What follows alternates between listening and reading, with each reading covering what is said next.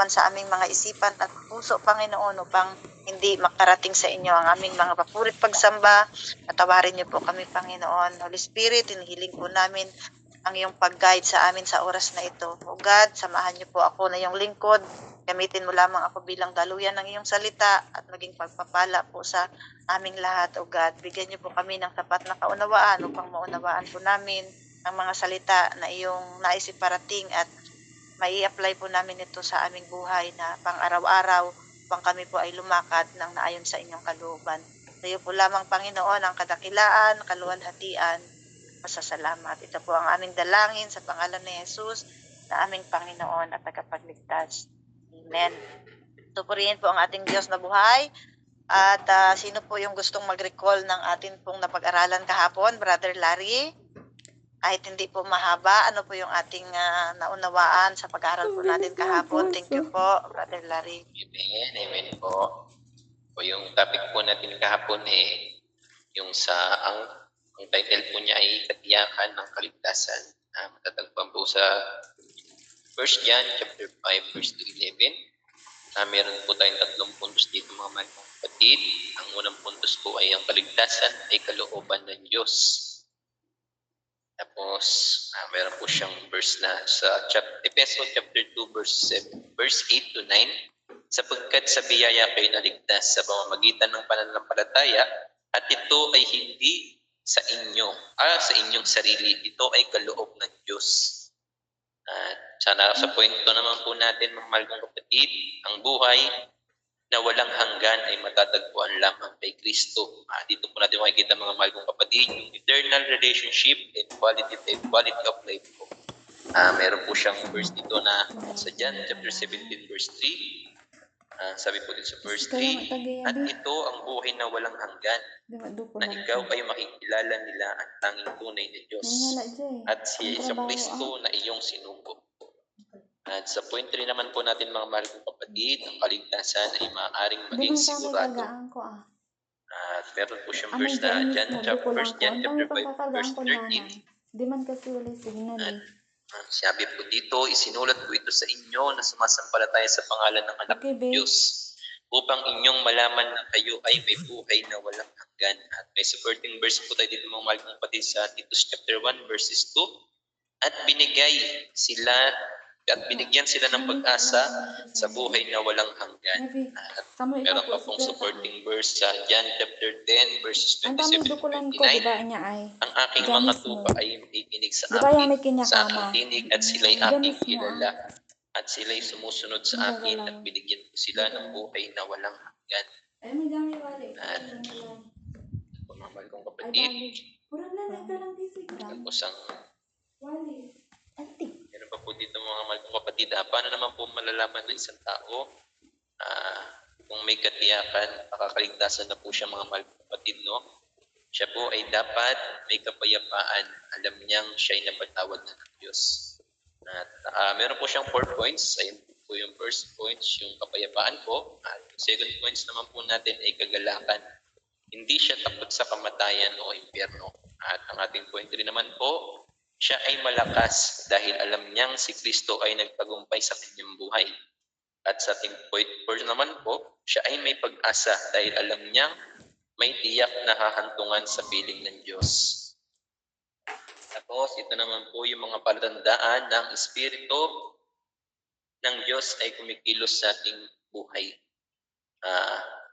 Meron din po tayong ditong 5 points mga kapatid. Sabi po dito, meron bang pagbabago sa ugali at hangarin? Sabi po dito sa 2 Corinto, chapter 5, verse 17, kaya't kung nakipag-isa na kay Kristo ang isang tao, isa na siyang bagong nilalang. At sa ating point 2 naman po mga mahal kong kapatid, pag nagmahal sa salita ng Diyos, kapag mamahal sa salita ng Diyos, na makikita naman po natin sa Awit, chapter 119, verse 97, ang iyong mga utos ay tunay kong iniibig. At ang point 3 naman po natin mga mahal kong kapatid, ang pagkamuhi sa kasalanan, na mababasa din po natin sa 1 John, chapter 3, verse 9, ang tinanggap ng Diyos bilang anak niya ay hindi na nagpapatuloy sa pagkakasala sapagkat nananatili na sa Kanya ang buhay na galing sa Diyos. Amen po. At sa point 4 naman po natin, ang pagmamahal sa kapwa. At mababasa din po natin ito sa 1 John chapter 4 verse 7 to 8. Mag-ibigan tayo sapagkat mula sa Diyos ang pag-ibig. Ang hindi umiibig ay hindi kumikilala sa Diyos sapagkat ang Diyos ay pag-ibig. At sa ating point 5 naman po, patuloy sa pananampalataya, mga mahal kong kapatid, at mababasa po ito sa 1 John chapter 2 verse 19, mga mahal kong kapatid. No? Ang pinaka natutunan ko po dito, mga mahal kong kapatid, na yung buhay na walang hanggan po, mga mahal kong kapatid, ay hindi po nakasalalay sa ating napakadaming mabuting gawa. Ito po ay nakasalalay sa ating relasyon sa ating mahal na Panginoon, mga mahal kong kapatid. Kahit gaano pa man po kadami yung ating kabutiang nagawa, kung ang ating relasyon po sa ating mahal na Panginoon ay hindi po ganun kalakas o katatag, mga mahal kong kapatid, hindi po natin makukuha yung pangako sa atin ng ating mahal na Panginoon na buhay na walang hanggan. Amen po. Yung po yung natutunan ko, mga mahal kong kapatid. Salamat po and God bless po. Glory to God. Purihin po ang Panginoon sa buhay ng ating kapatid Brother Larry at sa buhay po ng lahat ng ating mga kapatiran na nakapakinig ng salita ng ating Panginoon. Nawa ay maipamuhay natin ang atin pong araw-araw na pagbubulayan sa gawaing ito. Tayo na po ay dadako sa salita ng Panginoon na atin pong pagbubulay-bulayan na matatagpuan sa Mateo chapter 6 verses 9 to 13 at ang pamagat po ay ang kapangyarihan ng panalangin. Sabi po dito, kaya't ganito kayo manalangin, Ama namin na nasa langit, sambahin nawa ang iyong pangalan, dumating nawa ang iyong kaharian, sundin nawa ang iyong kalooban dito sa lupa gaya ng sa langit. Bigyan mo kami ngayon ng aming kakanin sa araw-araw at patawarin mo kami sa aming mga utang gaya ng pagpapatawad namin sa may mga utang sa amin at huwag mo kaming hayaang matukso kundi iligtas mo kami sa masama sapagkat sa iyo ang kaharian at ang kapangyarihan at ang kaluwalhatian magpakailanman. Amen. So mga kapatid, ang panalangin po ay isa sa pinakamakapangyarihang kaloob na ibinigay ng Diyos sa sangkatauhan. Sa panalangin, nagiging posible ang imposible. Amen po ba? So ang panalangin po ay hindi lamang mga salitang binibigkas natin, kundi ito ay isang buhay na koneksyon sa Diyos na buhay.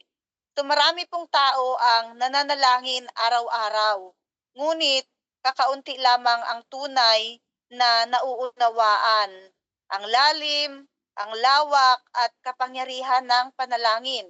Ang panalangin po ay hindi lang paghingi ng tulong kapag tayo'y may pangangailangan. Ito po ay isang banal na pakikitagpo sa ating Diyos, kung saan ang langit ay umuyuko upang makipagtagpo sa lupa. So kapag tayo po ay nananalangin, tayo po ay nakikipag-ugnayan po tayo sa Diyos na lumikha ng lahat ng bagay. So ang panalangin po ang napakalakas. Kumbaga ang panalangin ang nagpapalakas sa ating espiritu. Siya po ang nagbibigay direction sa ating buhay at nagbubukas ng pinto para sa mga himala. Ngunit higit sa lahat, mga kapatid, sa panalangin tayo ay nababago. Amen po. Mula sa pagiging makasalanan tungo sa pagiging malapit sa Diyos. Sa atin pong nabasa sa Mateo chapter 6 verses 9 to 13, tinuturuan po tayo dito ng ating Panginoong Hesus kung ano ang tunay na panalangin. Ito po ay hindi ito maingay, hindi ito paulit-ulit, at hindi ito pagpapakita, kundi ito ay puso sa pusong pag-uusap natin sa ating Amang nasa langit. Ito po ang Lord's Prayer ay hindi lamang modelo ng panalangin. Ito po ay modelo ng pamumuhay. Isa po itong blueprint ng relasyon ng tao sa Diyos. Blueprint po ito ng relasyon natin sa Diyos, ang pananalangin po, mga kapatid. So number 1 points po natin, kukuha lang po tayo dito sa ating verse na tinatalakay, mga kapatid. Number 1, Ama namin na nasa langit, sambahin nawa ang iyong pangalan, Panalangin po ito ng pagkilala at pagsamba. Sabi po sa point number 1, Ama namin na nasa langit, sambahin nawa ang iyong pangalan. So ito pong word na ito, ang salitang ito po ay panalangin ng pagkilala at pagsamba sa ating Amang lumikha. So ang unang bahagi po ay nagtuturo na ang panalangin ay nagsisimula sa relasyon natin sa Diyos at pagsamba. Hindi sinasabing Diyos sa langit, kundi sinasabi dito, Ama namin. So ito po ay malalim na pagpapahayag ng relasyon. Halimbawa sa tatay mo, tatay, ganun, or kung ano man yung tawag mo. So may relasyon po. So ang sinasabing Ama namin o Diyos na nasa langit, ang tinuturo po sa atin ng ating Panginoong Jesus dito sa kanyang tinuturo na panalangin, Ama namin. So ito po ay malalim na nagpapahayag ng relasyon natin sa Diyos, mga kapatid. Tayo po ay hindi estranghero sa Kanya, sa ating Panginoon. Tayo po ay mga anak ng Diyos. Ayon po sa John chapter 1 verse 12. Makikita po natin diyan na tayo po ay anak ng Diyos. John chapter 1 verse 12. Sabi po sa Roma chapter 8 verse 15, sabi po sa Roma 8:15, sapagkat hindi kayo tumanggap ng espiritu ng pagkaalipin upang muling matakot, kundi tumanggap kayo ng espiritu ng pag-aampon kung saan tayo sumisigaw, Aba, Ama. So kapag kilala mo ang Diyos bilang Ama, nagbabago ang paraan ng iyong pananalangin. Kapag kilala natin ang ating Diyos bilang ating Ama, the way we pray ay mayroon pong kaibahan. Nagbabago po ang paraan ng ating pananalangin. Hindi ka lumalapit na parang alipin, kundi bilang anak na nagtitiwala sa Diyos. So ang salitang sambahin ay galing sa salitang Grego na hallowed. Hallowed be thy name, parang gano'n, no? So ibig sabihin ay ituring na banal, mga kapatid, sambahin nawa ang iyong pangalan.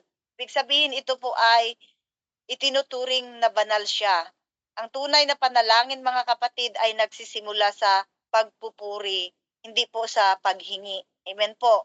Kapag tayo ay nalangin, nagsisimula po tayo sa pagpupuri sa ating Panginoon, hindi direct na tayo po ay hihingi kaagad. For example, mga kapatid, sa buhay ni Haring David, si David po ay kilala bilang lalaking ayon sa puso ng Diyos, malapit sa puso ng Diyos.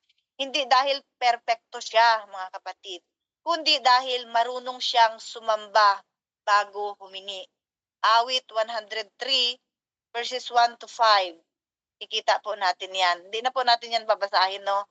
Basahin nyo na lang po yan, mga kapatid. Isulat nyo sa inyong mga take notes. So makikita po natin ang buhay ni Haring David sa Awit 103 verses 1 to 5. Lumalapit po siya sa Panginoon, marunong po siyang sumamba bago po siya humingi. Kaya po, hindi man siya perpekto, ngunit siya po ay naturingang lalaking malapit sa puso ng Diyos. So sa atin pong buhay bilang isang mananampalataya, simulan natin ang bawat panalangin sa pagsamba bago po natin ilahad ang ating mga problema sa Diyos. Kilalanin po muna natin siya kung gaano siya kadakila na Diyos. Kapag lumalaki yung pananaw natin sa Diyos, kapag lumalalim yung pagkakilala natin sa Diyos, lumiliit ang takot natin sa ating mga problema. Kapag lumalaki ang iyong pananaw sa Diyos, lumiliit ang iyong takot sa problema. So yan po yung ating point number 1, panalangin ng pagkilala at pagsamba. Panalangin ng pagkilala at pagsamba. Number 2 po, mga kapatid, sabi po dito, ayon sa verse natin, dumating nawa ang iyong kaharian, sundin nawa ang iyong kalooban. Ito po, number 2 points, panalangin ng pagsuko at pagsunod. Sabi po dito, dumating nawa ang iyong kaharian, sundin nawa ang iyong kalooban. So, ibig sabihin, yung panalangin ito, panalangin ng pagsuko at pagsunod sa Diyos. Ito po ay panalangin ng pagsuko ng sarili. Sarili po natin sa pamumuno ng ating Diyos, mga kapatid. So maraming tao ang gustong makuha ang kaharian. ng Diyos, ngunit ayaw sundin ang kalooban ng Diyos. Ayon po sa Lucas chapter 22 verse 42, Lucas 22 verse 42, sabi po dito, Ama, kung ibig mo, ilayo mo sa akin ang sarong ito. Gayunman, huwag ang aking kalooban ang masunod, kundi ang iyo. So dito po mga kapatid, sa panalangin na ito, tinuturuan po tayong isuko ang ating kagustuhan.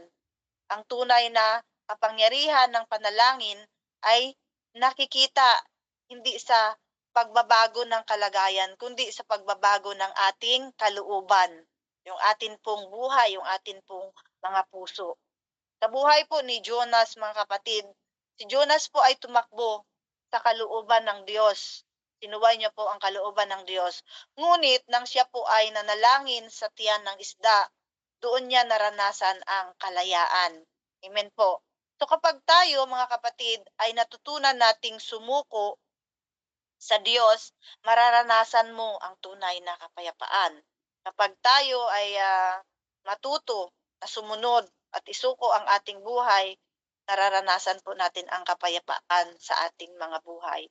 So sa atin po mga kapatid, sa ating mananampalataya, sa bawat desisyon sa buhay, itanong mo, ito ba ay kalooban ng Diyos o kalooban ko lang? So ang panalangin pa ay hindi lang tungkol sa pagtanggap, kundi ito pong panalangin ay tungkol din sa pagsunod kahit mahirap. Amen po mga kapatid. Kaya ang points number 2 po natin, panalangin ng pagsuko at pagsunod. So, ibig sabihin, tayo po mga kapatid ay hindi lang nananalangin upang tumanggap ng mga pinapanalangin natin, kundi ito pong panalangin ay pagsunod po natin kahit sa mahirap na kalagayan. Number 3, mga kapatid, sabi po dito, bigyan mo kami ngayon ng aming kakanin sa araw-araw. So ito po ay panalangin ng pagtitiwala at pag-asa. Point number 3, panalangin ng pagtitiwala at pag-asa. Bigyan mo kami ngayon ng aming kakanin sa araw-araw. So ang talatang ito po mga kapatid ay nagtuturo ng araw-araw na pagtitiwala. Amen po. Bigyan mo kami ngayon ng kakanin sa araw-araw. Ito po ay araw-araw na pagtitiwala natin sa Diyos.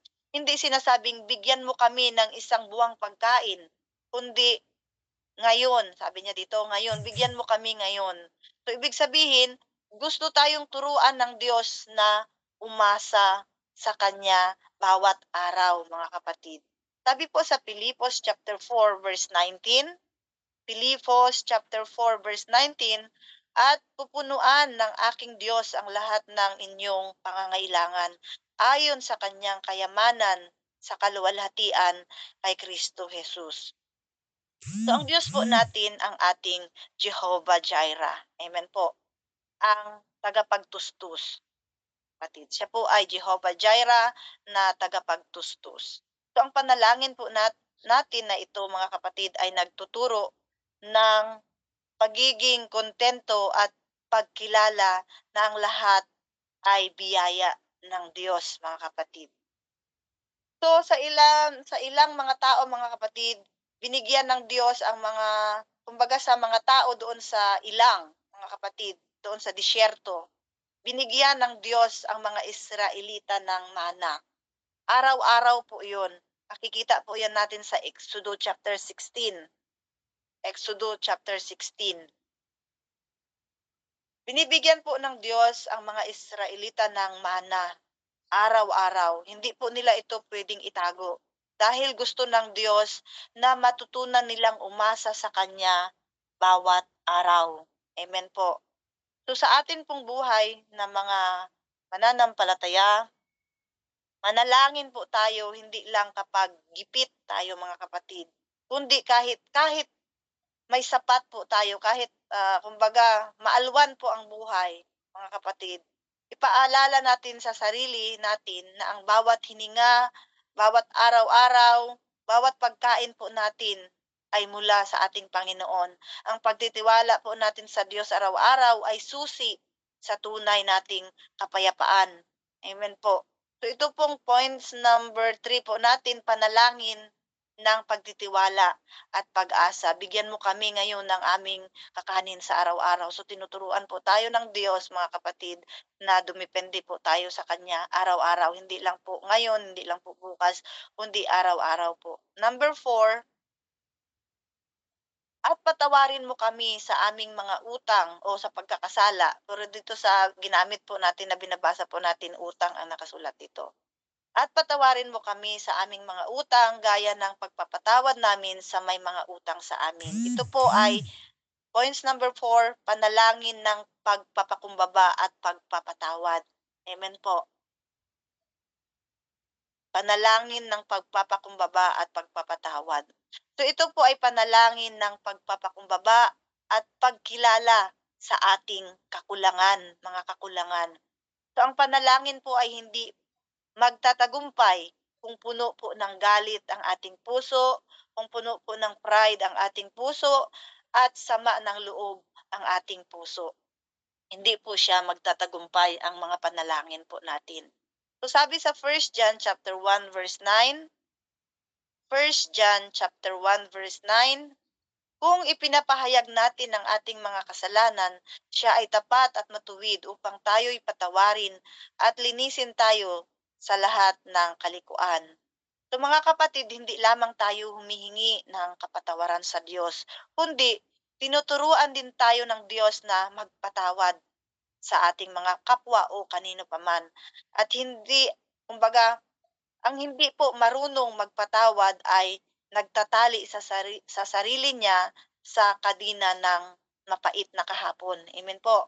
Sa kapag pinatawad mo yung iba, ibig sabihin pinatawad mo yung nagkasakit sa'yo, pinalaya mo hindi lang sila, kundi pati ang sarili mo. Pati ang sarili natin ay nakalaya, nagkakaroon po tayo ng kapayapaan. Kaya ang panalangin pong ito, mga kapatid, hindi lang humihingi tayo ng kapatawaran, kundi marunong din po tayong magpatawad sa mga nagkakamali sa atin. Sa buhay po ni Esteban, mga kapatid, si Esteban po habang binabato, alam niyo po yung kwentong ito, mga kapatid. Si Esteban po habang binabato po siya po ay nananalangin. Ang sabi niya po, Panginoon, patawarin mo sila. So makikita po natin yan sa Gawa chapter 7 verse 60. Gawa chapter 7 verse 60.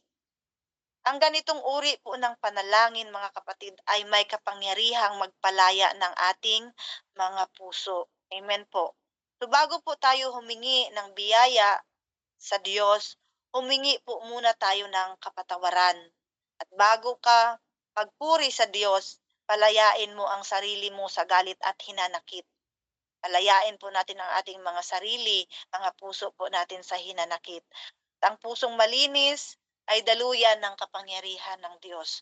Kung ang puso po natin ay malinis, kapag tayo po ay lumalapit sa Diyos, pinagdadaluyan po iyan ng kapangyarihan ng ating Panginoon. Number 5, mga kapatid, sabi po dito, at huwag mo kaming hayaang matukso, kundi iligtas mo kami sa masama. Ito pong point number 4 natin, panalangin ng pagtatanggol at katatagan. Points number 4, panalangin ng pagtatanggol at katatagan. At huwag mo kaming hayaang matukso, kundi iligtas mo kami sa masama. So ang panalangin po ay hindi lang para sa pagpapala, amen po mga kapatid, kundi para sa protection natin. Kapag nananalangin ka, inilalagay mo ang sarili mo sa ilalim ng protection ng Diyos. Purihin po ang Panginoon. Kapag tayo po ay nananalangin, inilalagay po natin ang ating buhay sa protection ng ating Panginoon. Sabi po sa Efeso chapter 6, 11 and 18. Efeso chapter 6, 11 and 18. Isuot ninyo ang buong baluti ng Diyos upang kayo'y makatatayo laban sa mga pakana ng diablo. Manalangin kayo sa lahat ng panahon sa Espiritu. So hindi, mga kapatid, hindi tinatanggal ng Diyos ang tukso, mga kapatid. Ngunit binibigyan niya tayo ng lakas upang labanan ito. Ang mga tukso ay nandiyan, mga kapatid, hindi inilalayo yan, kundi binibigyan po tayo ng lakas ng Diyos upang labanan po ang tukso. Kaya sabi dito, isuot ang baluti ng Diyos upang makatayo kayo laban sa pakana ng diablo. So ang panalangin po mga kapatid, ang panalangin ng ating espiritual na sandata laban sa kasamaan. So kapag may mga tukso sa paligid natin, kapag tayo po ay mapanalanginin na mananampalataya, hindi po tayo nadadaig ng tukso at nalalayo po tayo sa kasalanan. Amen po. Sa buhay ng ating Panginoong Hesus, si Hesus po nang siya'y tuksuin sa ilang, siya po ay nanatiling matatag dahil siya po ay laging konektado sa Ama sa pamamagitan po ng panalangin. Makikita po natin yan sa Mateo chapter 4. Mababasa po natin yan sa Mateo chapter 4. Yan po ang buhay ng ating Panginoong Hesus. So sa ating buhay bilang isang Kristiyano, paano po natin ito mai-apply sa ating buhay? Bago ka pumasok sa laban, manalangin. So ang taong nananalangin ay laging handa. Ang panalangin ang unang linya ng dispensa ng pananampalataya laban sa tukso at kasamaan. So ang pananalangin po ay unang line para depensahan po tayo, didepensahan yung ating pananampalataya laban po sa mga tukso at kasamaan na nakapalibot sa atin. So mga kapatid, lagi po nating tandaan, mga kapatid, tandaan mo na ang panalangin ay hindi kailanman nasasayang. Ang bawat luha, bawat buntong hininga mo natin, bawat salitang binibitawan mo sa presensya ng Diyos ay naririnig niya. Kapag tila tahimik ang langit, huwag kang mag-alala. Ang Diyos ay hindi tahimik, siya ay kumikilos. Amen po. So, prayer does not always change things immediately, but it always changes us instantly. Tayo po ay binabago ng Diyos, mga kapatid. So patuloy kang manalangin. Kapag pagod ka na, ikaw ay lumuhod, tayo po ay lumuhod. Kapag hindi mo alam ang gagawin, tumahimik at makinig sa Diyos. Amen po. Kapag hindi na po natin alam ang mga pangyayari, hindi na po natin alam ang ating gagawin, tayo po ay tumahimik at makinig sa gustong sabihin ng Diyos sa atin through our prayers, mga kapatid. Dito po mga kapatid, ang Lord's Prayer, dito po tayo magtatapos. Ang Lord's Prayer mga kapatid ay hindi lamang gabay ng pananalangin. Ito po isang modelo ng relasyon natin sa Diyos. Dito po tinuturuan tayong kilalanin siya bilang Ama. Amen po. Tinuturuan po tayo. Hindi lang po ito example na gagawin natin, kundi tinuturuan po tayo ng Diyos na kilalanin siya bilang Ama. At tinuturuan po tayo na isuko ang ating kagustuhan sa Diyos. Tinuturuan po tayo dito na magtiwala sa kanyang provision, mga kapatid. At tinuturuan po tayo dito na magpatawad at humingi ng kapatawaran. At tinuturuan po tayo dito at manindigan po tayo sa ating pananampalataya laban sa tukso. So sa panalangin po mga kapatid, hindi lang natin nararanasan ang kapangyarihan ng Diyos. Tayo po mismo ang nagiging daluyan ng kapangyarihan ng Diyos. Kaya kapag tayo ay nagdadasal, marami pong tinutugon ang Diyos sa ating mga panalangin dahil tayo po ay dinadaluyan ng kapangyarihan ng Diyos. Kapag pinagpipray po natin ang mga problema, ang mga sakit, o kung ano man yung ninanais nating ipinagpipray, nakikita po natin na binibigyan po ng kasagutan yung ating mga panalangin. Hindi man lahat, ngunit ito po ay naaayon sa kalooban ng Diyos ang kanyang pagtugon. So ibig sabihin, ikaw na nananalangin, ikaw ay dinaluyan ng kapangyarihan ng Diyos. So tayo pa mismo ang nagiging daluyan ng Diyos kapag tayo po ay mapanalanginin na pananampalataya. Purihin po ang salita ng Panginoon na atin pong napagbulay-bulayan sa oras na ito na tinuturuan po tayo ng Diyos dito sa Lord's Prayer na kilalanin siya bilang Ama at isuko po natin ang ating mga sarili sa Kanya, yung ating mga kagustuhan at tinuturuan po tayo na laging magtiwala sa provisyon ng ating Panginoon at tinuturuan din po tayo na humingi at magpatawad, magbigay ng kapatawaran sa kapwa at tinuturuan din po tayo na manindigan sa ating pananampalataya upang malabanan po natin ang mga tukso na nakapalibot sa atin. Tayo po'y manalangin. Aming Diyos na nasa langit, salamat po Panginoon sa pribilehiyo, Panginoon, makalapit sa inyo sa pamamagitan po ng panalangin. Salamat po Panginoon sa halimbawa ng aming Panginoong Hesus na nagturo sa amin kung paano po manalangin ng may puso at pananampalataya. Turuan niyo po kami, Panginoong, lumapit bilang mga anak mo, Panginoon, hindi bilang mga tagamasid lamang, O God. Itanim ninyo, Panginoon, sa aming mga puso ang pagpapakumbaba at sumunod sa iyong kalooban. Palakasin niyo po ang aming pananampalataya, O God, upang magtiwala po kami sa inyo araw-araw. Linisin niyo po kami ang aming mga kasalanan, O God, at turuan kaming magpatawad sa iba. Ligtas niyo po kami lagi sa tukso, Panginoon, sa mga kasamaan, at pagharian po ninyo ang aming buhay sa lahat po ng bagay. Panginoon, ay ikaw ang makita sa amin. Turuan niyo po kaming lumiwanag sa mundong ito, ipamuhay po ang iyong salita at masunod po nawa namin ang inyong kalooban, O God, dito sa lupa, Panginoon, para sa langit.